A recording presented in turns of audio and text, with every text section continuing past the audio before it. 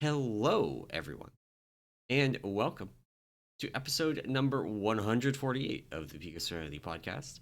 I am, as always, one of your hosts, emallson, and joining me, we have my co host, Anomoly. Hello. And this week, we are going to be talking a little bit about some new tool stuff, like outside the game. Uh, there's been pretty significant updates to WoWAnalyzer, especially for Mistweaver monks. So we're going to hmm look at that. There have also been nerfs to Raszageth that came out after our previous podcast, but since Tuesday, that we're going to talk a little bit about when we talk about our progression. MDI was started this weekend, Yeah. and just other grab bag stuff. Oh, Yeah. I Yeah. guess I shouldn't forget Mistweaver Buffs again Yes. More Mr. It's on PTR. On on PTR. PTR. Yes. On PTR, yeah, Yes. More buffs incoming. Oh, yeah. gonna be a good week. Gonna be a good week. So cool, let's jump right into it. I know. How is Raszageth progression on? Oh, it was short this week. Actually, I'll say. Oh, We elected to reclear. Actually. okay. Um, and I think it primarily because we had a couple of DPS players that could use a couple of key items and A couple of um grief torches, maybe. Yeah, grief torches and a couple other things. So I think our raid lead thinks our item level is just slightly too low, or not slightly too low, but still a Well, little bit low. yeah. So, There's um, also grief torch is just kind of ridiculous for yeah, specifically the blue side in the intermission on Raszageth. Um, there's really not much you can replace it with. Like the thing you can kind of get away with replacing it with is the evoker staff, especially if you have a devastation evoker. hmm Um, because so the kind of meta strat for it, for people that aren't familiar with the fight, there's a new ad on each of the intermission one platforms on Mythic. On the Frost side, it does a healing absorb that casts after about 10 seconds. And so the meta strat is that you spawn it, you send a whole lot of like grief torches and evoker staffs, things like that, into it, and you kill it before it casts on one of them. Like you heal through the first healing absorb, you heal through the third healing absorb, but then the second one, your goal is to skip it. Um, hmm and so you need things that kill it, like do a huge amount of damage in under 8 seconds. And the list of things that do that is not very long. Grief torch is one of them. very short. It's very short. Yeah, so we ended up re-clearing yeah, primarily for a couple more grief torches and just in general, I think a couple handful of items that people could use. And that unfortunately took all of our Tuesday raid. Yeah, We and what I think honestly the only two fights that we got hung up on were Dathia and Diurna. I yeah. think Dathia ended up being about an hour, hour and a half ish sort of pulling. With a slightly different comp in. But it just yeah, just a lot of wipes just to the mechanics. I think honest to God, that 21 pull like first kill we had, which we fluked out of like just literally everybody played perfect for like 10 Yeah. minutes or whatever however long that fight is and like killed it. So The so I always, if you spend a lot of pulls on a boss, I always feel like it's easier to reclear. Because what happens when mhm, you send a lot of pulls into a boss is that you get to experience all of the different edge cases that just like ruin your day. oh yeah. But if you do really well and you kill it in few pulls, um, you maybe don't get to see some of those edge cases because you just like didn't have it happen. Yeah. That happened to us on our Kurog. Like we killed it fairly quickly. It was like 44 pulls. Okay. Um, Yeah. and then went back and spent another 20 pulls on it the next week when we were reclearing. And it was just other things had happened that we hadn't had happen previously, basically. Yeah.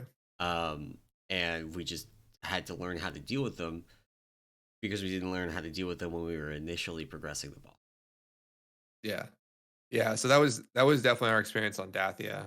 Um and so it took us a while to sort of get the reclear done. And then so by the time we got to Razagath, we got him we didn't get to Raszageth till Thursday. So we got about 4, like 3.5, 4 hours on Raszageth from a progression perspective, and it went okay. We've basically cleaned up P1 now that we're fairly consistent in terms of like pushing.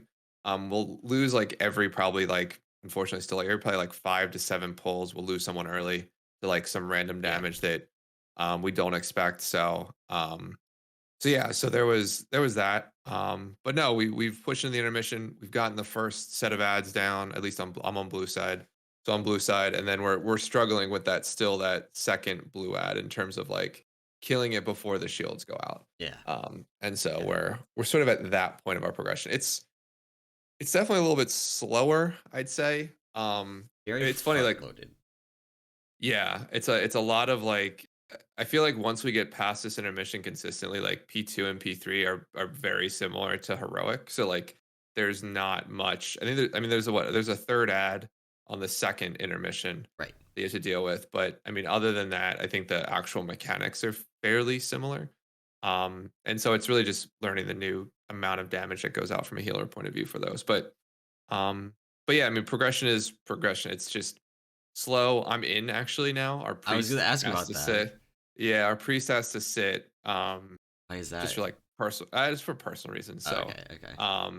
yeah, no, yeah. But yeah, so I'm in the final comp. I guess it'll kill it. It's just, yeah, it's a slog. I'll say, and I'll be honest with you, didn't feel the nerfs like the wind nerf. Didn't feel that at all. Like still, like seems just as powerful. So It's it's very, very slight. Basically what we've been able to tell is if you do the thing where you pull the boss to the very edge of the platform, more classes can now just make it on the first 3 wins with just a roar. gotcha. You are massively out of position, especially for the sparks that happened on the second set. Um, but you can live it. So it's like, on the one hand, you can live it now, more classes can do that.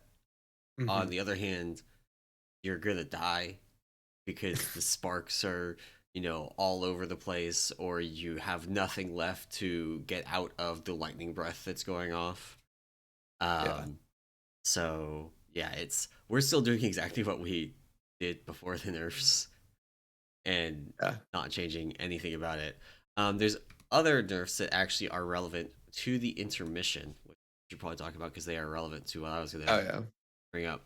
So aside from there were nerfs to it on to Hurricane Wings on Mythic, there has been a nerf to the Fireside extra ad, the Flamesword Herald. Um, Mhm. that got nerfed from being 45% of its health as a shield. To 45% from 55%.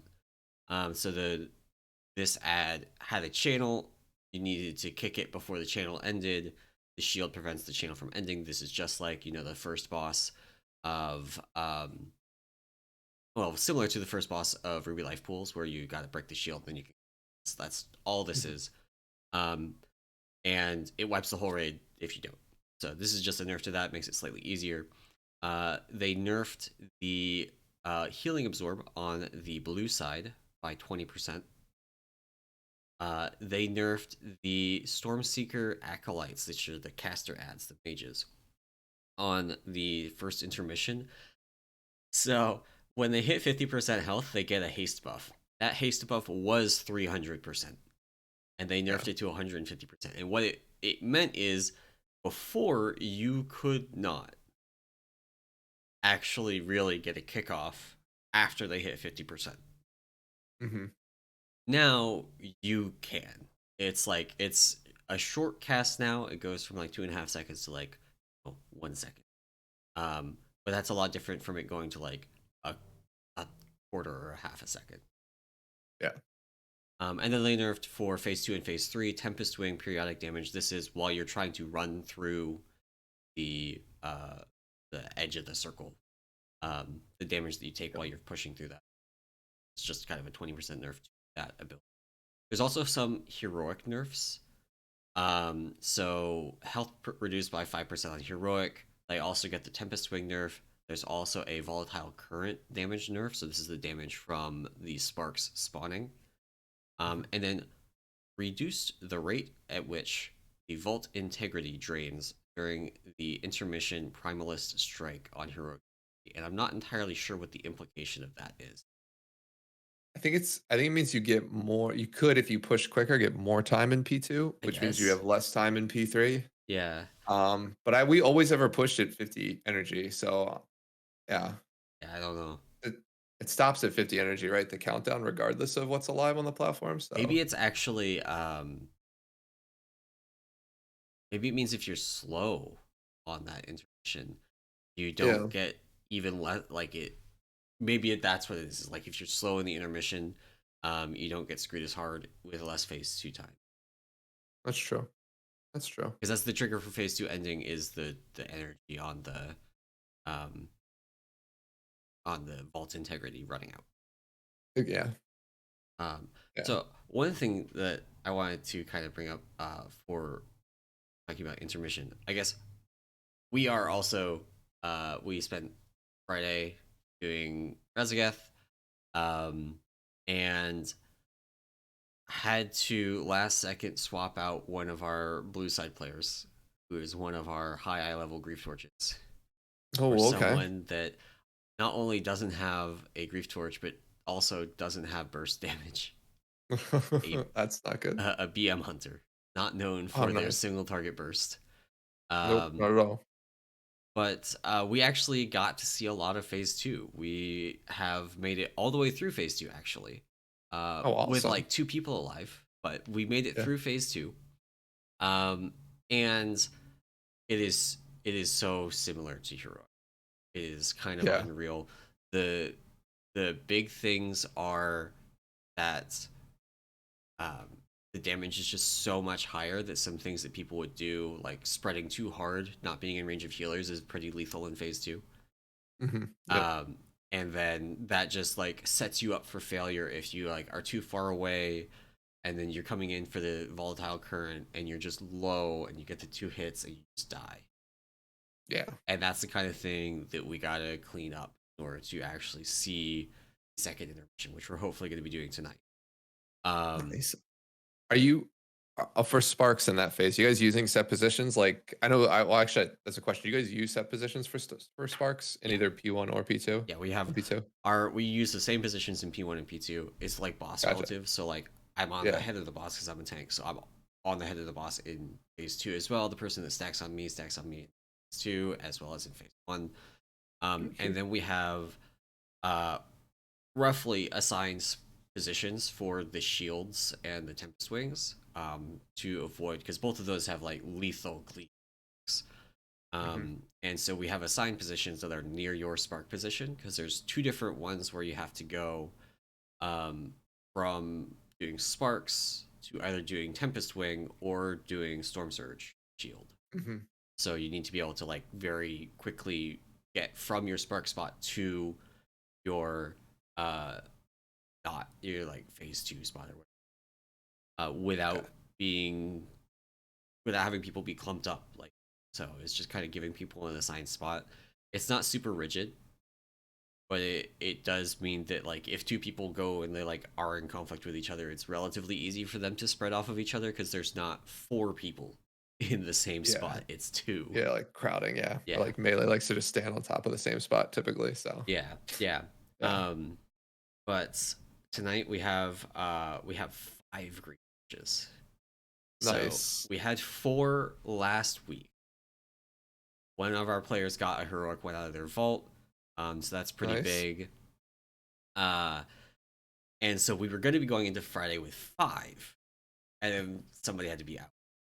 So we still had Gotcha. four, so that was fine, but not five. And five is like a lot. So some of Yeah. our raid time Friday was basically figuring out what we can move around to um, kill uh, that blue ad before the shield goes off, while Uh-huh. also having enough overall damage in that intermission to actually complete. Because you Yeah. could like just commit every single cooldown to that ad and like just send everything, but you also are on the timer for the overall. Right. Yeah. Yeah. So you can't just send everything in. Yeah, there is a strat, um, that with this nerf gets more viable. I know Might did this, Squishy was talking, but you can just not try and beat shield. It's just Okay. heal through it. That seems so like I think that seems intense just in terms of the cooldowns needed because like we're sending like we're three healing the blue side ourselves. We're sending like just so and we're healing off the first shield, but we're sending like a revival and I think a communion from one of the evokers Yeah, like into that shield. And it's still like if you have the bomb debuff on you, you have to Hellstone or defensive or you're dead. yeah. Because like we will not get you topped in time. We missed it a couple times, and I Yeah. actually made it through the phase 2, but that was people committing health stones and health potions kind of thing Yeah. to that. So you can definitely do it, and that is Hmm. a strategy. I think because we have 5 grief torches, and we moved Rune of Power to that ad set as well for our arcane mage, so he's gonna do Hmm. a bunch more damage there. Um, we should be totally fine. Like we shouldn't have any issues with it. But if you're Yeah. not in the kind of 5 grief torch bucket, if you're in the 2 grief torches, 0 evoker staffs bucket, then Hmm. maybe you think about that. Yeah. But the nerf does make it actually pretty reasonable to like. So what happens typically if we miss it is our resto druid sends tranquility. Like Yeah. they're assigned it on the 3rd one, they send it on the 2nd one, and we just like try and live the 3rd one with health potions. Yeah. Do anything you can on the third one. Yeah, Yeah. Yeah. I mean that's kind of what we were doing. We typically don't like I think the one thing is like our guild is very clear. Like if we have to meet a DPS check, we basically only do that, right? Like so yeah, if we miss it, it's like we don't have a backup in terms of a cooldown right now for that second phase or that yeah, second step. But we also need to get there cleanly. I mean, we still lose people, like I said, like randomly or yeah, even the first yeah. ad. So um yeah. No, I mean I'll say like I am enjoying as a final boss fight, I am personally enjoying it more than I thought I would. Yeah. Even with all the phase one wipes, I think the dance you could call it, or just like the way the fight is progressing is it's fun. It's not bad. The Yeah. bomb, spark, like wins, all that sort of those mechanics sort of hasn't been too bad so far. We'll see. Let me talk to me next week when we probably are doing 2 full raid days on Raszageth, and I want to like literally like yeah, just never log in again. But Yeah, I don't. I've liked it so far. One of the things that has been very nice about it from a like raid organization planning perspective mhm. is that the timers are all fairly rigid. Like they're not fixed in the sense that like if you complete phase 2 or if you complete phase 1 faster, Yeah, things shift. And if you are faster in the intermission, you can make the phase 2 timers be a little bit sooner and like stuff like that. But yeah, um, what is consistent is the overlaps in particular, and this is where something like Stone Legion yeah, Generals was really miserable. Uh, wasn't necessarily that the timers changed; it was that the timer changes could cause you to get new and extremely difficult ability orders, like right. rapid fire, back to back to back.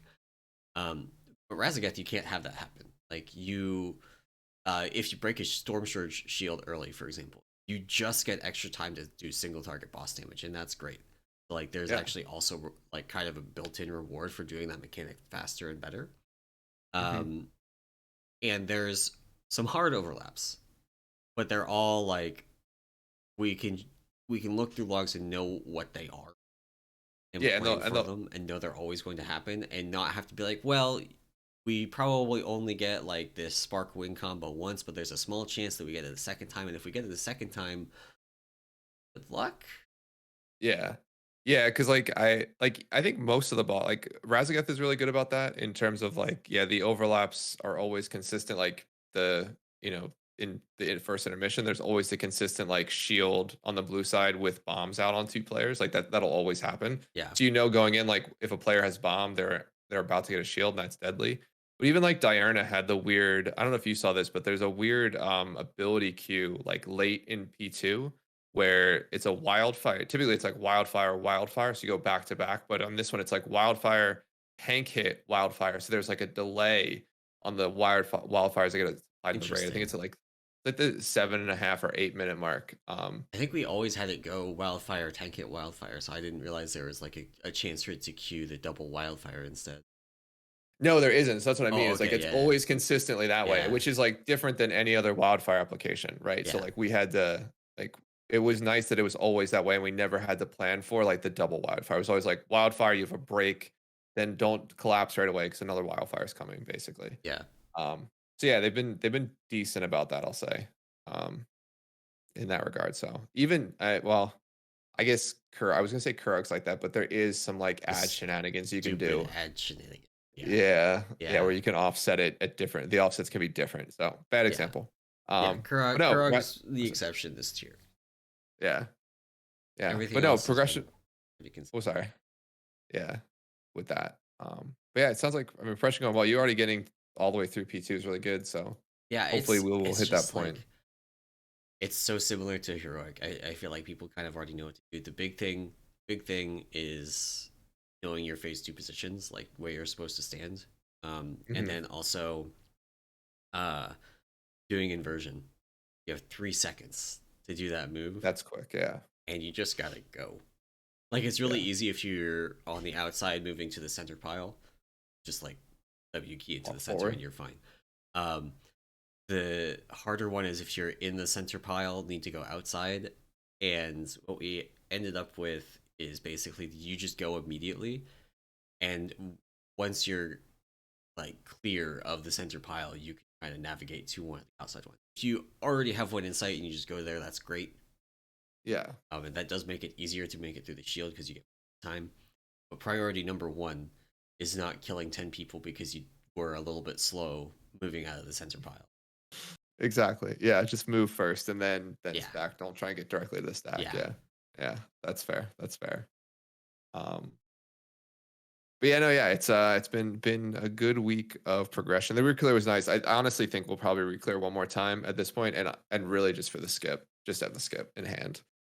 But we'll see what happens. So, well, cool. I guess maybe we can talk a little bit about stuff that has happened over the past week. And we'll talk maybe a little bit about some non-WoW specific stuff to start with, because I think we're all Blizzard fans here, and then maybe not Blizzard fans, but we follow the company. So yeah, so first up is there was a huge data drop around Diablo 4. So they basically Wizard, I was gonna say Blizzard has announced the Diablo 4 open beta dates. So coming up here in March, they will have an open beta the weekend of the 24th through the 26th. But if you pre-purchase the game, which I honestly we won't get into that debate, but if you do purchase the game, you have a second weekend date of the 17th through the 19th for open beta. And open beta basically gives you all of Act One, one of the zones called Fractured Peaks, and you can level up to level 25. Um, so basically, it seems like it's very similar to the press event that happened a couple months ago. Similar ability from a progress perspective and similar zones available. So, yeah, and content. So this is good. We're getting close. I'm excited about Diablo 4. Huge fan of just ARPGs in general. And so Diablo is like sort of like the comfort food for me. There's a yeah, new season of Diablo 3 coming, with probably the biggest seasonal update ever. It's like a yeah, joke with my friends, but it sounds like the one intern that had been doing seasonal stuff for Diablo 3 got some super support, and they have like most of the team on it now. Um, but yeah, the new Diablo 3 season looks pretty good. That yeah. starts next Friday. So Um, I've been kind of feeling the urge to play some like Diablo style, Path of Exile style games recently, and been putting it off because Diablo 4 is soon. The new D3 season is soon. mhm, PoE has never really been. I don't know. It just feels janky. Never really. yeah. Yeah. But looking forward to this. Probably will not be playing the early access weekends, but I am thinking I'm gonna go screw around in the new D3. Yeah. Yeah, I'm excited for next Friday because the new season, I mean, I know this isn't a Diablo podcast, but the new D3 season it launches with or has probably the biggest seasonal update ever that they ever did. And like this is season 28. I Yeah, think this is probably the largest seasonal change they've ever made. So yeah, um the new system is very just as a quick aside, it's like basically like a progression system, similar to like dragon riding in terms of like you get talents essentially or points Yeah. in a tree that sort of buff your characters across. I think it's across all your characters, so it's not character specific Hmm. either. Um, so yeah, so that's a it's a really cool change. So um, and yeah, it'll be fun. So I'm excited about that. And then Diablo 4. I am an idiot and I think I pre-purchased Diablo 4, so I don't know if I'm gonna play the week of the 17th, but I'll probably play one of those two open beta weekends um to to check it out. We'll see. We'll see. Well, cool. Diablo 4 news. Awesome. Diablo 3 next week. That'll be fun. So cool. So then next up is maybe not the brightest of news, but Blizzard had an all hands this week. If you're not familiar with what an all hands meeting is, it's a meeting where basically all the company executives talk to you about big ticket items or issues with the company. And so there was a couple things on the docket that were in this meeting, and Mike Ybarra, sort of the overall Blizzard president, sort of gave a bunch of answers to it.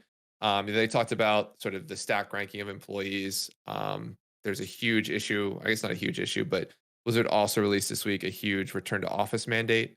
I think starting this summer, they're basically requiring people to, be in the office at least a couple days a week. I don't know if it's every day, but I think it was like 3 days a week. Which means that you do Um, have to, no matter where you are, that means you have to relocate, be yeah, within like commute distance of Blizzard offices. Yeah, which means the people who are hired under remote work, unless I think they do have exceptions for remote work. They mentioned at least Blizzard PR put out something after this report came out. There are exceptions to remote work, but to be fair, if you don't have one of those exceptions, you're right. You're relocating to Southern California. So And there were at least some cases where people had like verbal, like, yeah, there's going to be work from home permanent, going forward, that was not written into their contract. yeah, um, from ooh, different places that I've heard on the yikes. Twitter sphere. And so that's like, I mean, that would be That's that would be that's bad. yeah, Yeah. I mean, I think it sucks on both ends if you think about it, right? Like it sucks on the employees end because they like verbally got it, and they thought they were good. But then on the same time, from a company standpoint, like they also have this mandate that like if it's not written down in a contract somewhere, it's tough to enforce. So, yeah, um, yeah. On the other hand, they could just not have a return to office mandate because it's fucking stupid. Like, I'm not going to mince yeah, words about that. yeah, It's stupid. It's just yeah. really dumb. Yeah, I think with the amount of collaboration tools that are out there across the board with like your Slack like things or Teams if you're a Microsoft person, like video conferencing, all the different collaboration tools that like design tools that are collaborative now. Like you have what is it? Figma. Figma and like there's another one, I think it begins with an M, like not Menti. That's the survey thing.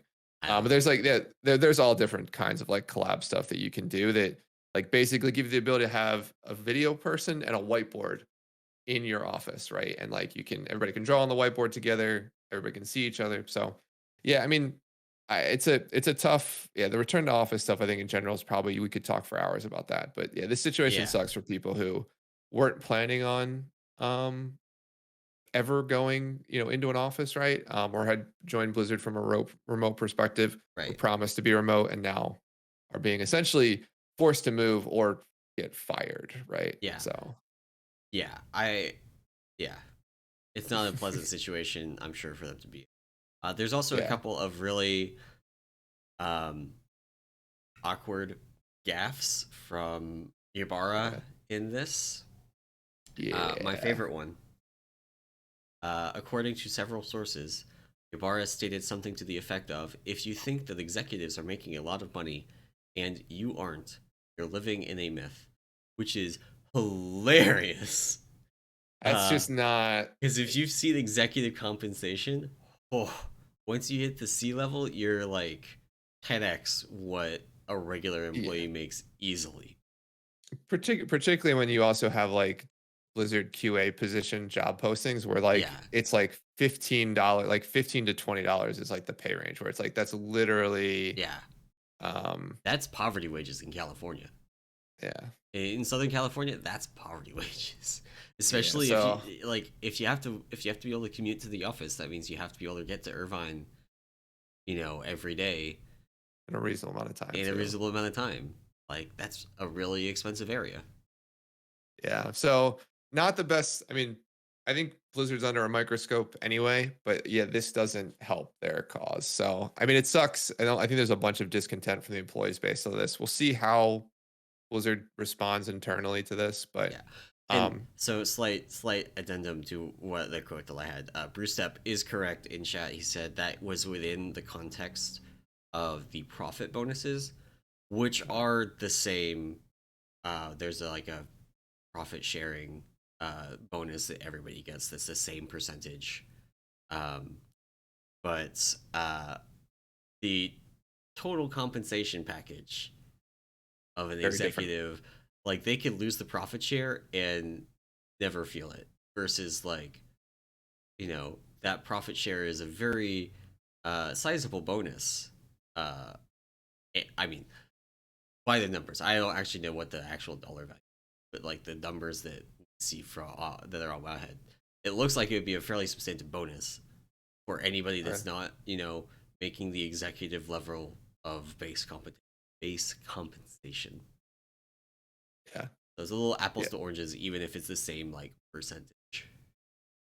Yeah, yeah, exactly. Yeah, and that I mean, it's always like just in general, like profit sharing stuff is always tough when you, as an employee, see like what your earnings report is, and then you also get told like, oh, we didn't hit our target, so like our profit sharing like fund is lower this year. Because I think they mentioned like Blizzard's at like 56% or something was funded. So, which we don't know the actual total amount, but like Right. they only get half the amount of money that they were originally promised, not promised, but sort of originally set aside for profit sharing. So yeah, it's always tough when you see that.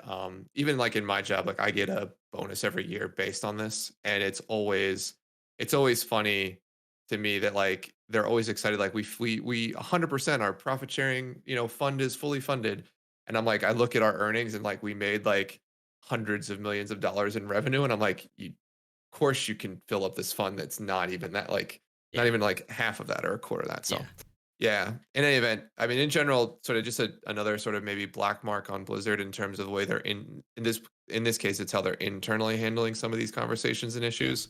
And so yeah, I mean I feel like yeah, I feel bad on both sides for like the employees themselves and like also probably for Mike just because he yeah, like he messed up in terms of his wording, so he's gonna catch Yeah. a bunch of heat for this, and it's just like Yeah. I know you feel kind of bad for people you've met and talked to, so in Yeah. that regard, Yeah. but yeah, sucks. The remote work stuff is just yeah. Well, I'll never understand forcing people to go back to an office, and I'll never go like my office is like right over there for my real job, Yeah. so like I'll never go back to the office. I've That's for worked sure. like uh fully remote, like no office period jobs for a while now, and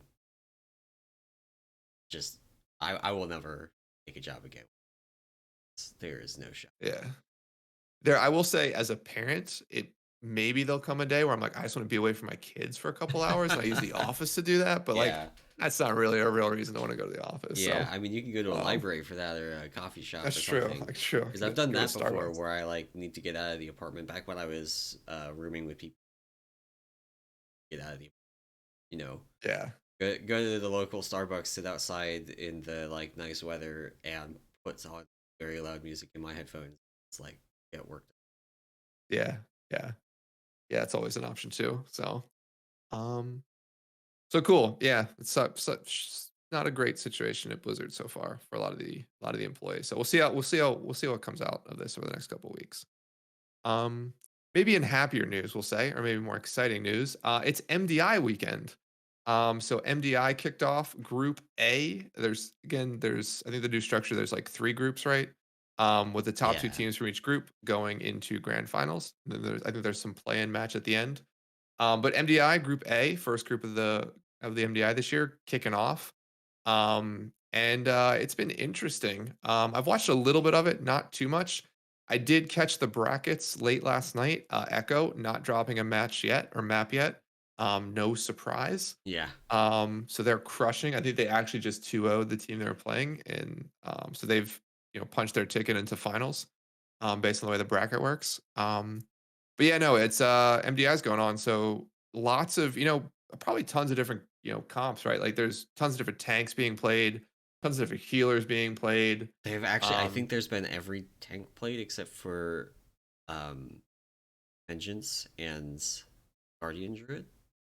But I haven't. oh, I okay, don't quote me on that. I know there has been at least one Brewmaster.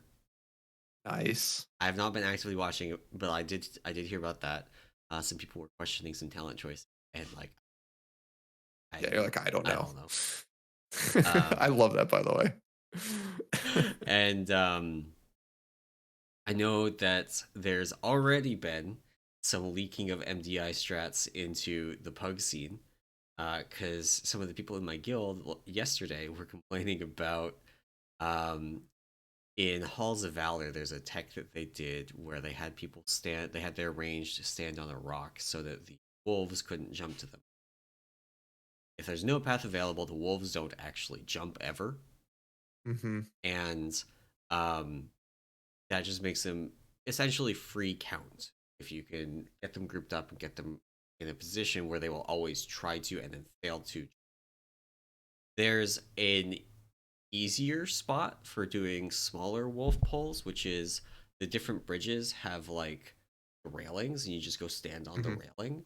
And the same thing happens, but it's not in a position to be able to like pull the whole all the wolves, which is what you would do for an MDI kind of route. So there's a rock that people found that did it, and getting it right is apparently like a little bit of a pain. And so the guy in my guild was complaining that like we're not actually doing the thing where we pull all of the wolves. So like, why are we trying to do this like rock instead of just getting on the stupid railing? Yeah, that's so funny. Yeah. Yeah, no, that's like that's the MDI season always best in terms of like, yeah, when stuff like this pops up. Or I love the talent choice question too, because it's Yeah, like I have no like we when Mistweaver was getting run a little bit a couple seasons ago, we got a similar question of like, why is JB playing these talents? Or like why is, I guess would have been Zalia, right? Playing these talents. And I'm like, I have no like talk to Zalia. Number yeah, one, he's way better at the game than I am. And like number two, like probably something very specific based on their route or like based on their comp is like a team that they're running this way. So yeah. yeah, And it's from what I heard, it sounded like they actually just took a boilerplate Mythic Plus build off of like Wowhead or something, which is pretty funny, it's but also like not far off from what people actually play on live for keys, because those are maintained by like Sinzu and Larold, and they keep them fairly up to date. So yeah. like, I can't comment on the specifics, but it does sound like they had something reasonable. Yeah, that's funny. Yeah, I mean, I will say just on the healer front of MDI, I honestly haven't noticed anything other than evokers lately. I don't think I haven't watched all of it, but every time I do tune in for 30-40 minutes, it's always been evokers, and I just think Yeah. it's hilarious. Let me see. A little too I strong. know Warcraft Logs doesn't have anything about MDI. I wonder if Raider has stuff. It's like they do, or if they have like classes Comps. played. Yeah, I don't see a convenient. Yeah, there's not a convenient way of showing it, I don't think, Yeah. on their MDI thing. So Oh, okay, I can see something. So like, if we look at round one, Echo versus Lucky Seven, you can see Echo playing uh, Resto Shaman, which is getting played because of Acid Rain. So for an MDI kind of scenario where everybody's really on point, they're not taking extra damage, you don't have to do healing.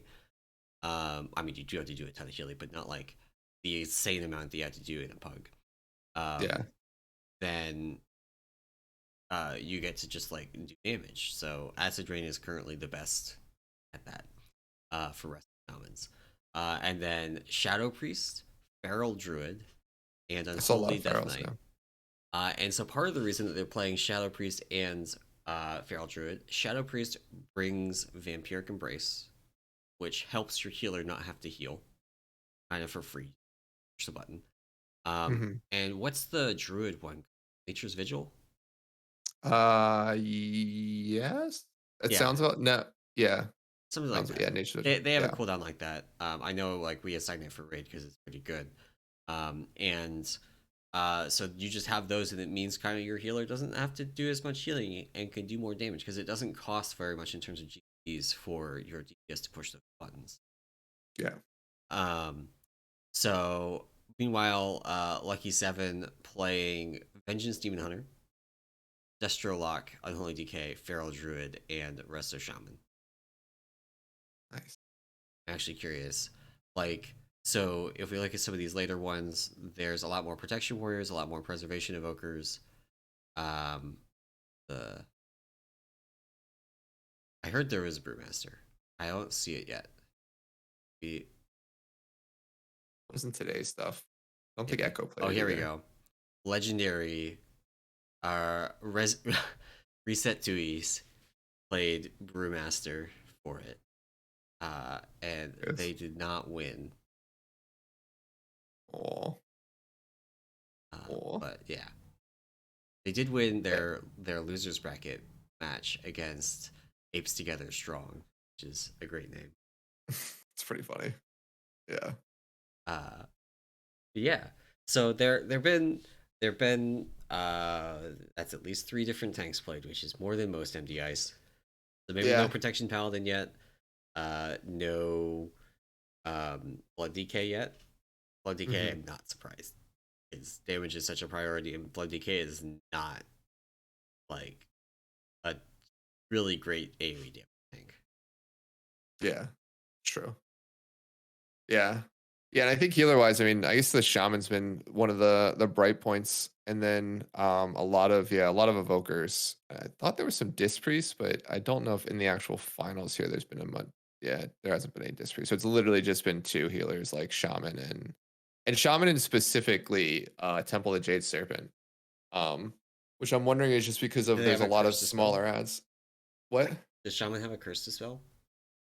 Yes, they do Yeah, curse the spells. Yeah, that's probably the other part of it. Like, there's all the small Shaw, yes, but also being able to dispel the curse from Shaw touched Mistweavers or whatever they're called. yeah, That is pretty dangerous. So being able to have the healer dispel that. Druids also have remove curse, so they do. that works as well. None of the other characters in this comp the ability. Yeah. Yeah. So, yeah, interesting healer choices. The shaman, I think, is the big surprise, but I mean, the evoker, I think, was something that we were expecting to see. Just Yeah, always just too strong. So, yeah. um, yeah, nothing. I mean, I don't know if you had seen anything in terms of like the affixes being annoying. I haven't heard much in the way of like them, at least on the broadcast, mentioning like the affixes or any combinations that are notoriously bad. So Yeah, I have not heard anything, um, but I think that kind of got drowned out by a couple of things. One of which was the whole situation in Algorithm Academy. So there's a kind oh, of a when teams in the MDI do some, we'll call it clever routing. They have to get it cleared with the event organizers or risk it getting, you know, triggering a match reset. yeah, Um, One of the things that is always sus is pulling things that are supposed to be behind inaccessible walls, like a door that's supposed to remain closed until you kill a boss, pulling things beyond that door. hmm That's what was happening in Alcathar Academy. Specifically pulling stuff in the upper area before Dorigosa, um, from the tree boss's area, like during the tree boss. yeah, And so there was a lot of questions about whether that was supposed to trigger a match reset. And some people were saying they got it cleared, and some people were to do like because it's not normally. Yeah, I don't know. I didn't. I've caught bits and pieces of it, but I did hear about it. And yeah, it's I feel like that's taken up a lot of the oxygen in the room yeah, around the yeah, MDI. yeah. That's always. Yeah, you're right. That's a fine line because you basically, by asking the question, you basically alert everybody else, all your competition to it too. I don't even know if they do. Like, do they get to ask in private of the event organizers, like, hey, can we do this I, route? I I wonder. So they probably can, but I wonder if they're as like a courtesy thing. It's like, well, this team asked this question about routing. We Yeah, we should tell everybody like you're okay. Like more in the fact of like maybe it's not like the specific team call, but like in the Agathar Academy perspective, it would have been nice to say yes, you can pull the mobs above the tree boss like yeah, before you've cleared the rest of the like the rest of the bosses, right? And yeah, they just make that general statement versus like calling out anything. Although that does tip everybody off to like, oh, is some team pulling that, yeah, right? Like, why would they say that without it? So, yeah, yeah, I think they have to. I mean, as a maybe as a as a fairness move, you have to say like, yep, you're allowed yeah, to do this if the question's asked. So, yeah. um, So but yeah, yeah, no, it's oh, sorry, it's I didn't really. I was just gonna. that's fine. We can segue. um, it's been an interesting weekend for that. I am hopeful that we don't have too much more annoying stuff make its way from the MDI into the pug scene. Oh, Like, there will be. I'm sure there will be. I had the greatest, like, smoothest Azure Vault run yesterday. I did a 20 Azure Vault in a pug and just like almost two chested this in just a complete pug. Every like we no wipes, almost no deaths. We had like somebody got hit by the when the arcane rain in the room that Azure Blade is in, that thing. Okay. The Oh, okay. swirlies on the floor. They got hit by Yeah, that. yeah, yeah, Yeah. Um, but like other than that, like no issues. It was so smooth. It was great. And the worst thing would be having that like disrupted with like some ridiculous MDI tech. It's yeah. completely unnecessary for us to just go in and smash a 20. Yeah. Where it's like one person triggers the birds and then all the birds come down and that person vanishes. And then when you trigger it again, you can get both bird spawns that you can Yeah. kill in like a big group. And it's like, great, that one person screws that up 3 times. And now we're like we've Yeah. wasted 5 minutes of this key. Yeah. Right. Yeah. Yeah. No, yeah. That stuff is definitely can be annoying. So um it's cool. I mean, staying on the Mythic Plus idea for one more second before we move on to the PTR updates that we saw was we did get a question last week we didn't get a chance to get to from Tazatel. And that question was basically they asked like thoughts on some of the community's complaints and suggestions in terms of reworking some of the more annoying Mythic Plus affixes, like explosives or sanguine, to be more positive, resource generation or damage up. And so I guess my initial thoughts is like I've always viewed the seasonal affix as the positive and every other normal affix as a negative thing, right? In general. Because like you never gain anything from any of the other like normal affixes like bolstering or I guess they mentioned or explosives and sanguine, but even like volcanic doesn't give you a buff for whatever reason. Even the previous ones like necrotic before they necrotic's not a thing anymore, is it? No. Necrotic's not a thing. Yeah. But even necrotic, they were all negative. So like I think in terms of design, Blizzard will always design the standard set of affixes to be negative and the seasonal affix to have some sort of positive component to it. I Um, think one of the things that kind of is a core of this style of question is some of the affixes have like they interact with the rough edges of WoW's gameplay or UI. Explosive in particular, one of the ones that's been more annoying for me, some of these pulls this season, even in a regular dungeon, you have a million nameplates and then, like Temple of Jade Serpent, you have the little shawlings that spawn, there's like, 15 nameplates on your screen, and then like yep. 5 explosives spawn, and you're trying to swap to them and kill them. And it's just unpleasant. And it's not like it's not like it's a hard thing for me to recognize that there are explosives and then I need to swap to them and kill them. When we wipe, because I actually can't click on the nameplate because of all the shaw legs, Yeah. and you can't tab to, can't use a target macro. That's the kind of thing where I think the affix needs to change for sure. And some of the other ones like um, Sanguine. has rough edges when it comes to caster movement AI in particular. Yeah. Sometimes you kick a caster and they just stand there, and that is just the most frustrating thing, especially when it's like one of the big lieutenant casters and they like the in Noko defensive, the first area, the Lancers. They have their disrupting shoutcast. You kick that, and they stand there for the rest of the duration of the cast, Where they move. or they move. Yeah. So even if you are on top of that kick, like if you kill a mob and you're trying to move it, and they stop and they do their disrupting shout, um, they just regain 45% of their health, and Yeah. that's just Nothing you can really do. frustrating. Yeah. Yeah. Yeah, I mean, I agree. Like on the two that called out an explosive and sanguine. Yeah, the explosive one in particular with nameplates is one that like it's not only a targeting issue too, but it's also like a spawn rate issue where like I Yeah. understand they want to make it you can't do big pulls, you'll see more explosives, but i- in some cases, like if you do like even if it's a normal pull, but there's like 10 little Yeah. like the little ads The around the Sha tree things boss, right? and The Sha things, yeah, all those need to just not trigger explosives.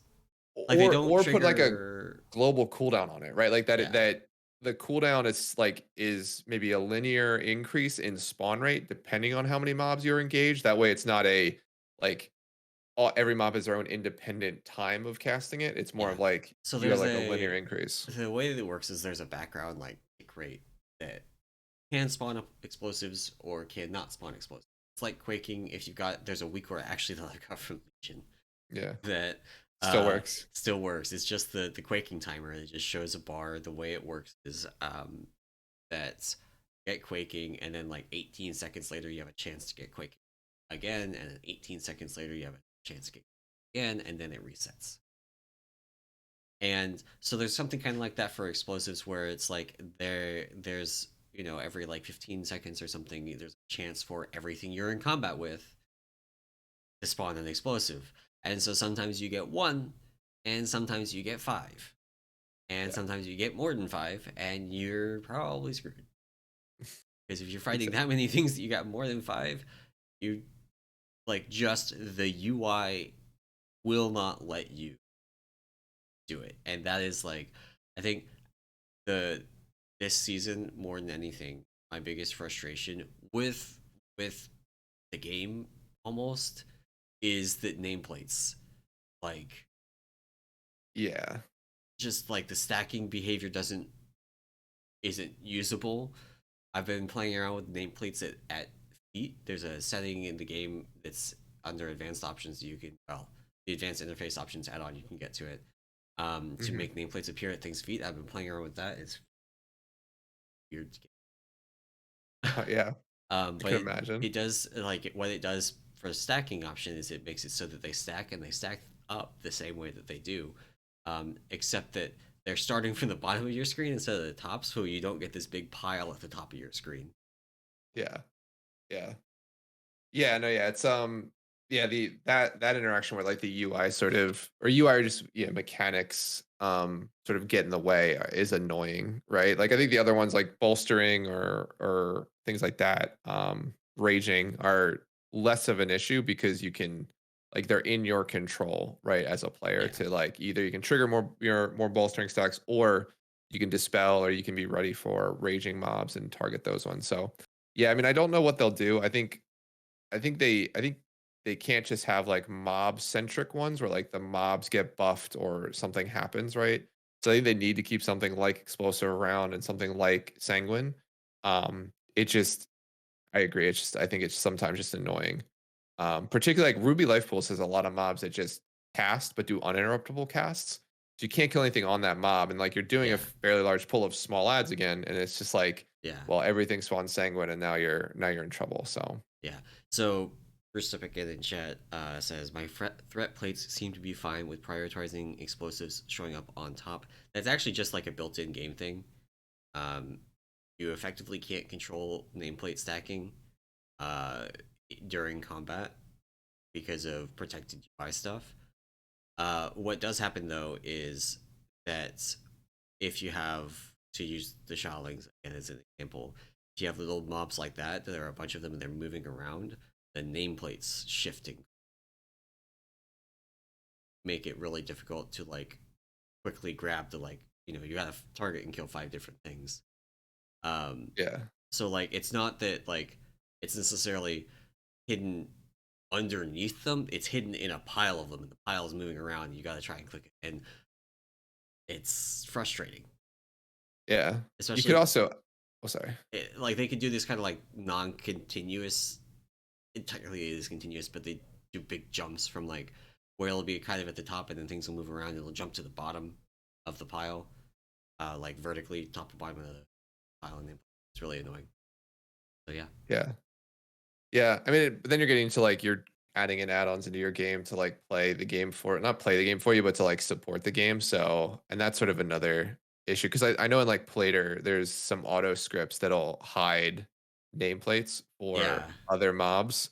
Like when there's an explosive out, it basically turns off every other nameplate but the explosive nameplate. that's Um, there's a weak order for that too, and there's a yeah, that's the kind of thing. So you can't control stacking, but you can yeah. make So the other nameplates hidden, which is the jankiest solution.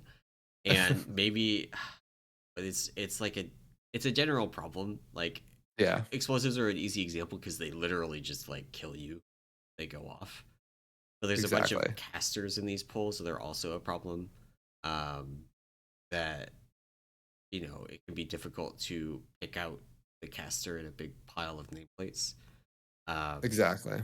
Yeah. I genuinely just think that they need to take a look at their nameplate positioning like algorithm Hmm. and make it so like they did a bunch of work over the past 3 expansions on their tab targeting algorithm, and it feels really nice now. You hit tab and it's pretty reliable at just targeting the thing you want. Right. um I feel like they need to do that, but for nameplates, make it like so it'll naturally just show the thing that you probably care about. Do less like sudden jerky movement of the nameplates around and things like Hmm. that would probably Yeah. break every name. No, I agree. Worth I the agree. cost, but God. Yeah.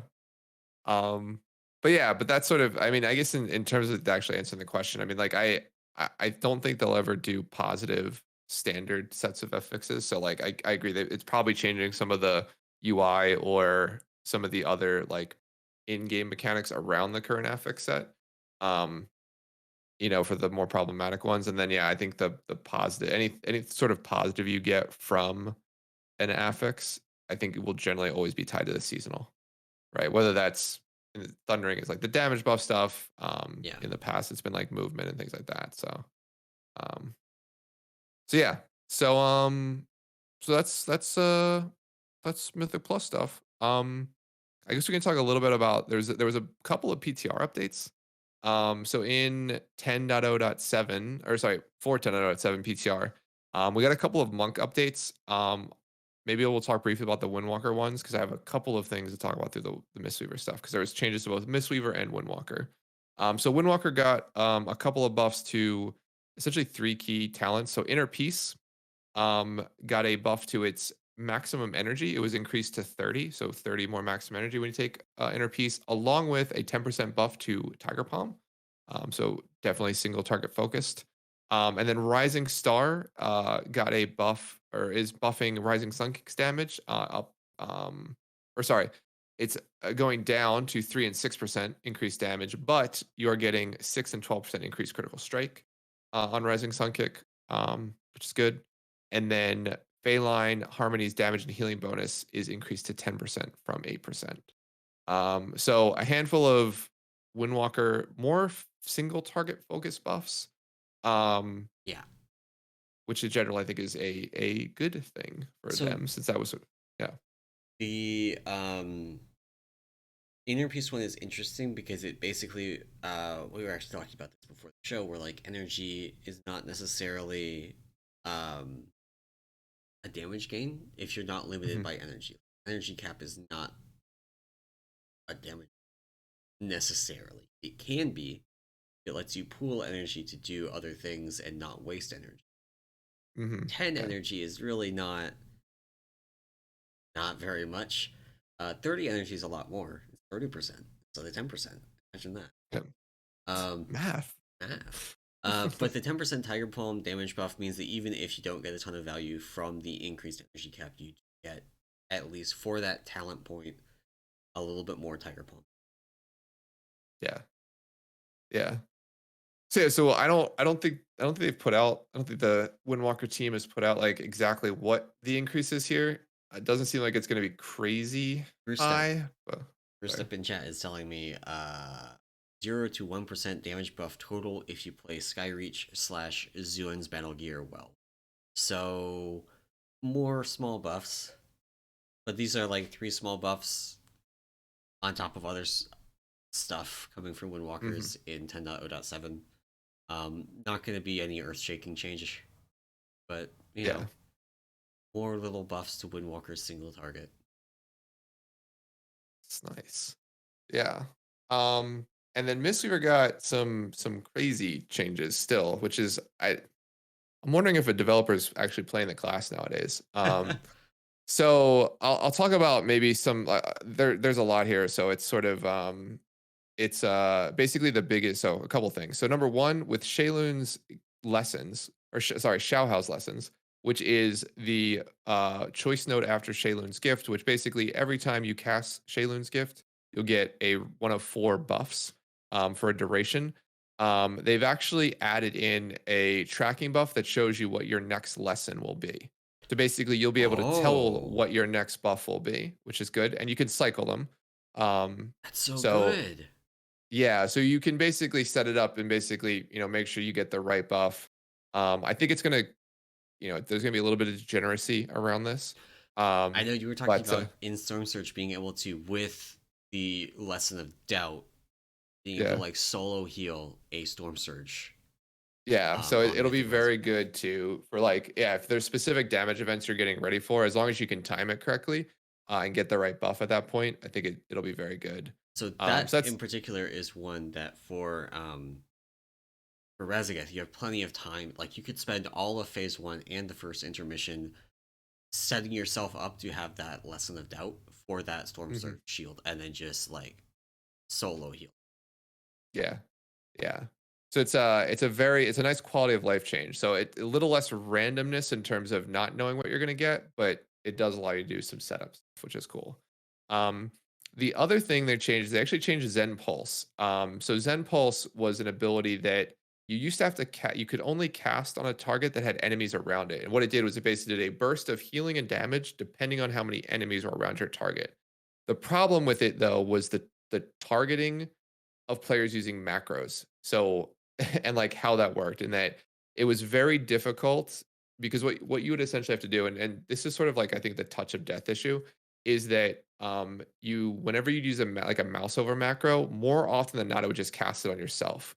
Oh, Because the way the checking would do is it would see that, oh, it's trying to cast a spell right away. It doesn't know if your target has enemies around it or not, but you still hit the button to cast it, so just cast it on yourself, right? If you have an enemy interesting. near you or if you're in the pile, right? Because it wasn't, I don't think, was updating the check to say, okay, is this Yeah, castable on this target? Yes or no? And because it couldn't tell, it just defaults to no, and then it defaults to your self cast settings. yeah. Thankfully, you So can't cast Touch of Death on yourself, although that would be pretty exactly. funny. Exactly. So it's similar, I think, the idea of like touch of death not updating, right? Like Yeah, immediately yeah. to when you can use it as you switch targets quickly. And like the Zen Pulse was similar. So they removed the target requirement. Meaning or sorry, the enemy requirement. Meaning you can put it on anyone you want. They don't have to have an enemy around them. And they also fixed an issue that caused it not to function with mouse in-game mouse over settings. There was a weird macro workaround to do it, but it never really worked 100% So of the time. the data mining for this has the damage effect removed as well. Is that real or is that a data mining? I believe it's a data mining error. They didn't say anything about the damage being removed. However, if it Okay, doesn't require an enemy, it might be removing it. But the tooltip hasn't been updated to say that. So, right, um, yeah, I expect it maybe either a data mining error or it's one of the effects that it tested for damage, and if it didn't do any damage, didn't let you cast it. And right. there's this there. I don't know all the effects on Zen Pulse, so um, but yeah, so it's a pretty big change to Zen Pulse. Makes it just a little bit easier to use. Um, or starting out a little bit easier to use, a little less janky to use, we'll say, Yeah. in terms of its targeting. And then the biggest change is they've essentially added a new effect to enveloping breath talent, which they've renamed to empowered celestial. Basically, now every time or anytime you trigger your celestial, whether that's Yulan or Chi Ji, you apply Chi cocoon to 5 targets within 40 yards, absorbing damage for 10 seconds. So basically, every time you hit your celestial, 5 targets in within 40 yards will receive essentially a small absorb like shield called Chi Cocoon. So, Currently, that uh, scales off of your health. correct. 10% Yeah, of your health times your versatility. So, not a huge shield, um, but it is something. Like, that is very much like you can push it, and maybe some people just don't die because they had, another 10% health. exactly. Yeah, it's sort of what Blizzard has done in the past around like activating cooldowns. And if it Yeah, doesn't do something right away, you get sort of an instant buff with it, and then you get into actually using it. So like with both Yulan and Chi-Ji, even after you hit it, there's like a cast time on Yulan, and then there's like setup with Chi-Ji to like right. blackout kick into enveloping mist. So it doesn't change. Enveloping breath is still a part of this, so enveloping breath is still the same spell it was. Um, it just adds this sort of now shield every time you activate your celestials, which is good. I think this is a solid change to the ability, particularly in Mythic Plus. I think in raids it's less of an issue, but in Mythic Plus it's really big, particularly if you're using it as sort of like an oh no something happened type button. So Yeah. um, but yeah, some crazy changes on PTR. That's like just added to the list of like you know just buffs and like I'll say, I mean, to be fair, this I'd consider a major change to like a talent or an ability. Um, like It's a to pretty substantial one. Um, yeah, so 50% of somebody's health bar, which is what this does as an instant heal, yeah, is not the world's biggest heal. But getting it for free on a button you already liked is, pretty nice. exactly. And like if you think about timing wise, like essentially it makes sure that someone's not going to die to either incidental damage or a smaller hit within the next like GCD basically. Yeah, Because like anyone low as you hit Chi, you're going to then follow up with a direct heal anyway. That should get them higher and safer. So like it just sort of saves those, we'll say, more annoying instances of like hitting your cooldown and someone dying as you're casting on them or as you're about to save them. So right. um Yeah. yeah, it's a solid quality of life change there. I know that when we were looking at stuff for Raszageth, I did mention we were looking at a healing component. I did mention like the lessons of doubt thing, like how you could effectively solo heal storm surges with it. And they're like, so can you guarantee lessons of doubt? I was like, no. Yeah. And their response was, so that's useless. And I'm like, yeah, Yeah. yeah. That's like Yeah. a parse strat. You hope you high roll into it, but making it deterministic is honestly like the bigger of all the changes talked about here. That's the Oh biggest yeah. one. Yeah. Yeah. It'll be fun to see. Like right now on PTR, you can just I don't it's not a set cycle, so it's still random in terms of the next buff, Right. but you'll know what the next buff is. So you could technically cycle through a bunch of them fairly quickly, at around a set time, and then get the one you want and hold it until you need it for like the next ability. Right. Exactly. Um, so yeah. Um, so it's very, very cool. So yeah, so that's sort of the major PTR changes. I don't think there was anything for Brewmasters this week, but we continue to see Blizzard make fairly big changes to classes in a not dot like X release, right? This is a Yeah. dot zero dot X. So yeah, cool. Um, Nice. Awesome. So final, I guess maybe mini topic, but I did want to bring up a couple of things that have changed in like the tool world, we'll say, outside of WoW, and two, I think, big changes, right? And one's it's funny, like the first one I think is more talked about, but the second one I think I like better. So the first one is within Warcraft logs, if you do any sort of filtering on top logs, for like your class and on a specific boss, it basically shows you a talent heat map. And the idea being is that it shows you of those, I think it's only of the top 100 logs, right? Yeah. Yeah. For a boss, it'll show you what talents people have played for that boss and gives you percentages, which is honestly really cool to quickly see, okay, what is like the general meta for talent specking, right, for this boss. Yeah. Um, and so yeah, it's super and it's super clear. Well, okay, not super clear. I do have one thing that's sort of annoying about it, but Is it it choice is nodes? very it's choice notes. Yeah, Yeah. I told Argo like I so the only issue I have. So honestly, awesome tool, awesome little visual. Quickly see like exactly what people are playing. It's right at the top too, so you don't have to dive into any logs from this. The only annoying part is choice nodes, and it's primarily because it will always show you the icon of the most selected choice, Right. even if and it'll show if it's 100%. So unless you mouse over, your expectation is that 100% people have taken that choice. Yeah. Which then when you mouse over, then you get to see the breakdown. Right. So So I have Brewmaster pulled up from Mythic Raszageth here, and as an example of that, mhm, Bob and Weave shows is 100% taken. If you mouse over it, you see that it's just 100% of people pick the node, yep, 60% of people pick Bob and Weave, 40% of people pick um, Black Ox Brew instead. yeah. That's the only UI complaint I have is that it's at least initially wasn't clear to me. I immediately moused over and saw that you could see the difference between the two. So I Yeah, hopefully people get that. But I yeah, just know like knowing what I know about doing software testing and like talking to users, yeah. like people just be like, okay, I'm taking Bob and Weave because that's like everyone takes it, right? Yeah. Which I guess it's still It's technically still the correct because it's the majority. most, yeah, it's still the majority. It's just that's an actually really interesting example. I didn't think it was that close because most of the stuff I saw was more like 80-20 or 90, like yeah. 90-10, So like I'm right? Where looking it's at like, Mistweaver stuff right now, right? And almost mhm, all of these are actually like 100% 0%. Or, yeah, here's 93% for Jade Bond, 7% for Gift of the Celestials, yeah, stuff like that. But then like there's stuff like Mistrep, 100%, Refreshing Jade Wind, 0% on Mythic Reszageth, right? yeah, Ancient Teachings, 100%, Clouded Focus, 0%. yeah, exactly. Exactly. Yeah, I think for some talent choices it's much more clear, but for others there could be a little bit of a thing. But other than that, honestly, only complaint. I think it's an awesome system, like an Yeah. awesome tool. So I was one More of the data. people that helped, like there were like people primarily responsible for building the talent display on Warcraft Logs. Me, Zephyrus, and Esk. Who Zephyrus is Keystone Guru guy. Esk is the Mythic Trap guy. Um, so we went through a lot of different iterations of it, and every way we thought of to try and display choice nodes has some flaw. Like you could show both percentages instead of the 100%. But then that's kind of noisy and hard to like tell.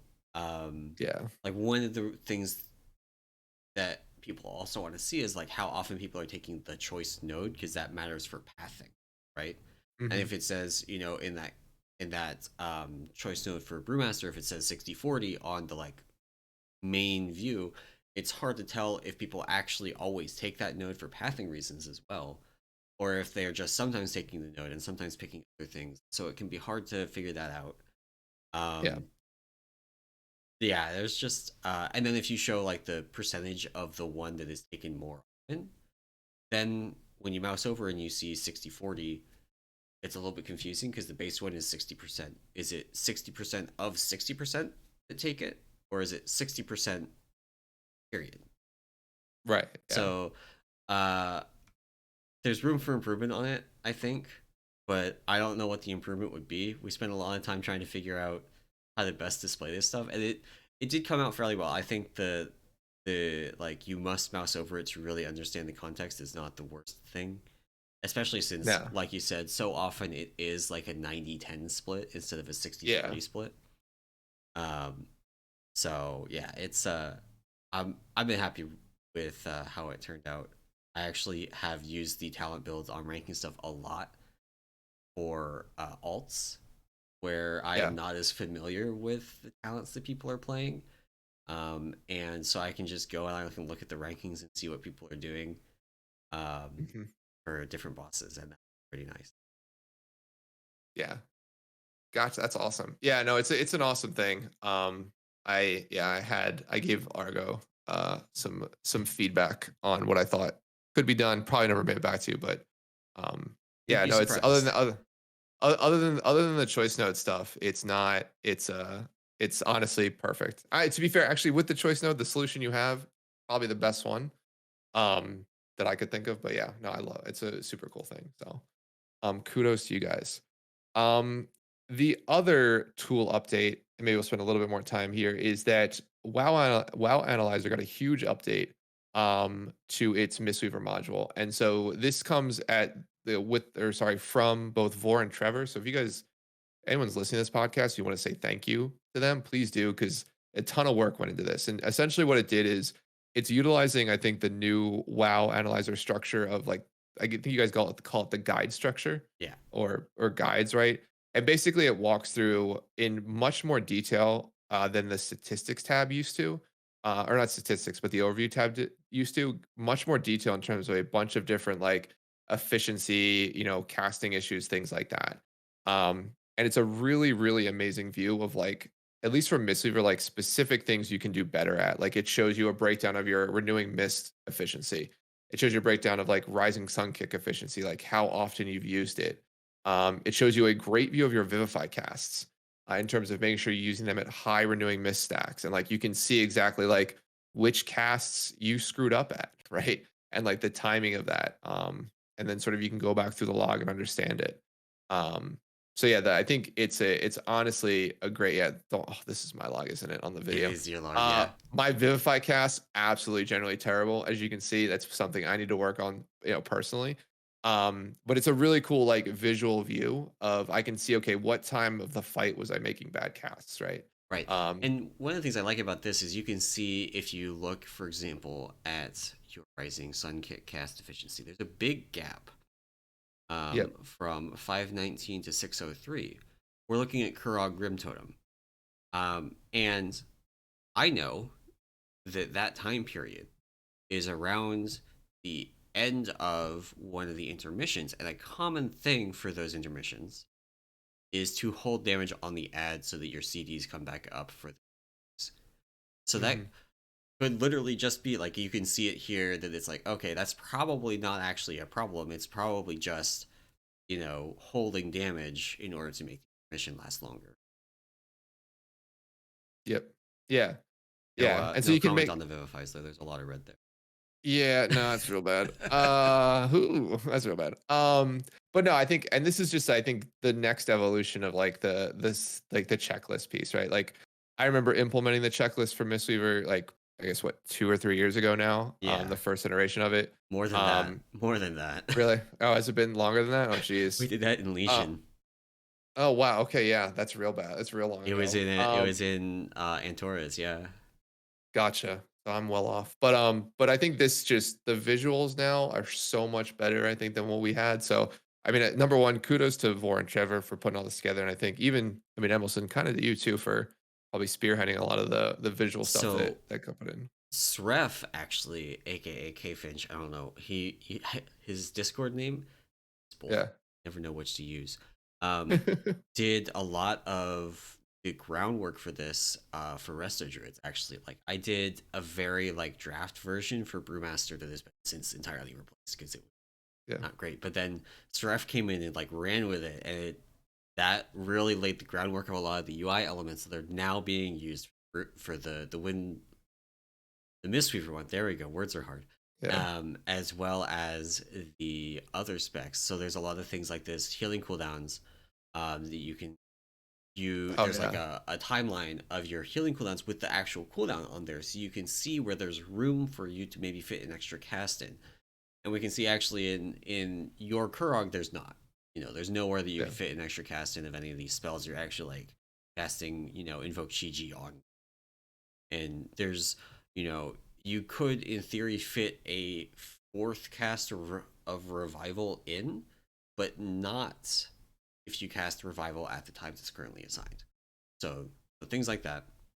And then like individual breakdowns, like there's a per cooldown usage checklist for Chi. So you can see, for example, on your first Chi, you can see stuff like how many enveloping breaths you got per enveloping mist. Did you cast enough enveloping mists? Your uptime hmm of buffs that you used for it. all kinds of stuff. I know like a quarter of these words, so but Yeah. the like per cast breakdown I think is really good for figuring out um Yeah. like it's more useful, at least for me, when I look at this and I see a red X. It's easier for me to figure out what happened. If it's a red X that's attached to a single cooldown that I screwed up, rather than a red X that's attached to like, okay, there's secret infusion uptime The on whole. this. Maybe my overall secret infusion uptime was bad because of one bad cooldown use, or maybe it was bad because it was bad overall, and you couldn't tell that with the checklist. But you can tell Exactly. it with this because you have it on this. Yeah, and the other nice too part about it is like within each of these, so like within Shiji, the left hand side, all of those words basically are things you should be doing to maximize like hitting essentially green check marks on the right. Yeah, Right. So there's still that concept of like the checklist was good in that it gave you a quick view of like here are the things that you're not doing correctly, but in your description overall across the fight, like yeah, you didn't use Shiji effectively across the fight. Well, that's awesome, but like maybe it was like one of your usages was perfect yeah, and two of them were bad. So you got like, you were bad in general. And now you can see in this breakdown, okay, my first one, awesome. Second and third one, not as good. Okay, how can I fix that? yeah, Right. yeah, And at the same time, on the left hand side, it just tells you exactly how you can fix that. It's like, okay, I didn't hit enough, enveloping breath targets. My targeting is bad. Then I need to target more people who are grouped up and things like that. So yeah, I mean, I think this is honestly like really really cool, right? It's the idea like this is sort of the same idea of in my mind like what Wipefest has done in terms of like breaking down overall encounter issues yeah, and like here's where you failed and here's where you could have done better. You now can do it on a per like your own performance basis. yeah. And for healers, like yeah, I think it's huge in terms of like and a lot of times healers can't do any pre-work. Like we can't look at we can look at cast sequences, but like in DPS terms, there's like a set sequence that's always your best damage, and you use those set sequences at certain points of a fight, right, to get the most out of them. With a healer, it's a little bit more reactionary in terms of where and how people are taking damage. Right. So being able to react is big, and then being able to retroactively see with a view like this, I think is huge to help you just get better at playing. Yeah. I know Mistweaver has it. I guess you said Resto Druid has it. I don't know if any other healers have it, but Raszageth has it. Disc Priest has it in progress. I cool. know they've been doing a ton of work actually on cleaning up the atonement handling because some stuff, there's the expiation talent for Disc Priest that has apparently been an enormous pain in the ass. Um, Yeah, I remember the original when Reglitch was working on that. There yeah, was yeah, yeah, atonement and hots are just the worst things to figure out in WoW. yeah. So It's not not the most pleasant. Brewmaster, one of the tanks that has this. I don't think any. I think Vengeance Demon Hunter has this as well. Prog is maybe a little bit bad example mhm. because there's so many different spells on this. But you can see like there's shuffle breakdowns of like did you get hit by it, which you might not like. You might just be like, why would you show that? That doesn't make any sense. It's so free.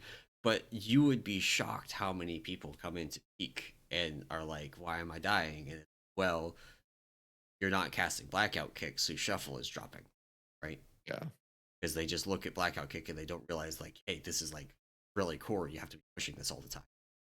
Um, there's breakdowns of purifying burst. This is the tank and the other. Um, hmm how much you purified, how many of your purifying brew charges you used, specific points that your purify kind of sucked. So there's one that's shown here that is like they purified 2.5k damage, like literally 2.5k, not 200k, 2.5k. And then they took a huge hit, 1 second later and didn't have a purifying brew to cover it. yeah, Um, and some breakdowns of major cooldowns that were maybe not used, like their Celestial Brew they to cast. Uh, they have some usages of like Fortifying Brew they hit and it barely mitigated any damage.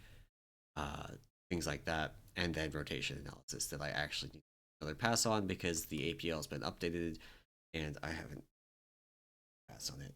But gotcha. they frequently skipped casting Keg Smash because they were too busy spamming and cranking Way to go. Yeah, blackout kick. Yeah, so I mean, the nice part, I think the biggest part about this too is like it's very clear to see certain things. I think the other thing that people, and I always caveat this when I talk about any sort of automated tools like this, is that you have to understand how to apply this now, right? Like in your Yeah, example, when you're saying, "Oh, I could have cast another revival on my thing, in my one log," it's like that's probably true, but the other side of it is maybe my revival was needed at a certain point. right. So like I could like technically like while yes, the tool is probably going to tell you you could have fit one more in.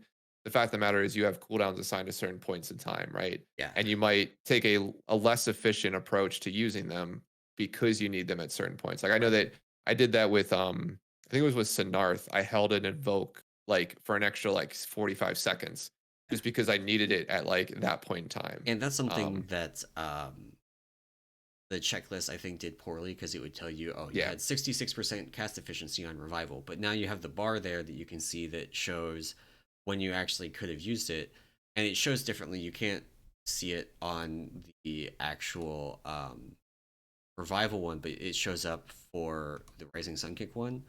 Yeah. The gray spaces on the bar are where you couldn't have fit an extra use in, so it's just delaying it. You have a whole extra use you could have fit in there.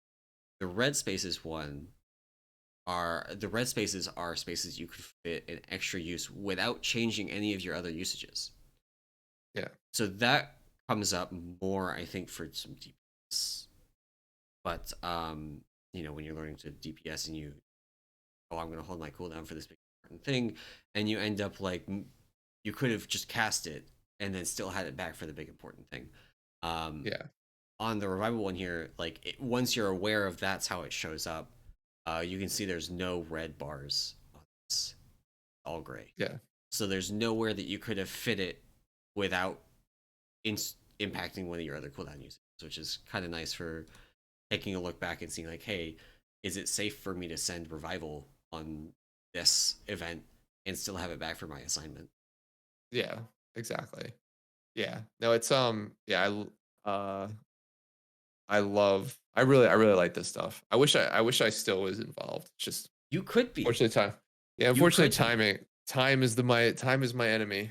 But no, yeah, it's a super cool tool. I just like to I mean shout outs to those guys because I mean They've been like putting in a ton of work. Like, yeah, I it's think not easy, by the way. Like the biggest issue is, funnily enough, not knowing what to do, like not knowing the statistics or like the analysis you want to do.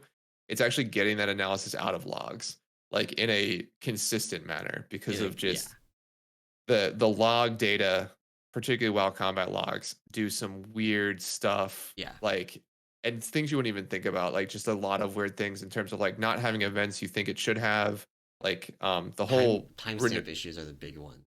yeah, well, yeah, because yeah, timestamp issues because they're based on the lag to whoever's logging's client. So Yeah, like, you can get like certain events firing before other events, even though like the second event should go first in most cases, or yeah, like is the trigger for the following event. But in the yeah. log, it shows it's happening after the original. So yeah, I mean there's a ton of like I'm assuming like I know that there was a whole normalizer like basically function written to like normalize logs and like after you load them in. So um yeah, I mean it's super like difficult in terms of just implementing some of this stuff and it's awesome that they got a bunch of this work done. So Yeah, yeah. So yeah, it's super cool. I'm actually planning a little bit of while I work done. I am on vacation. It's coming. I'm not nice. going anywhere. I'm just um but I have one final Huawei thing that I want to get start vacation. Yeah, yeah. Nice, nice. Awesome. Well, cool. I think that's then everything for today. I don't think there's Yeah. any other topics. I think that wraps it up. If you enjoy this podcast and you want to support it and the other work that we do over at the Peak of Serenity, you can do that over at our Patreon at patreon.com/Peak of Serenity. And if you want to support WoWAnalyzer, there are two ways for you to do that. One, if you know or are interested in learning to code, you can go and contribute. Go Yeah. to github.com/WoWAnalyzer. Uh, find everything there, or come join WoWAnalyzer Discord. Also linked from GitHub. Or you can contribute to the WoWAnalyzer Patreon, patreon.com/WoWAnalyzer, which helps fund development. But that is going to be it for the show today. Thank you all for watching and or listening. And next week, hopefully with some dead dragons. Hopefully. See ya. Yeah.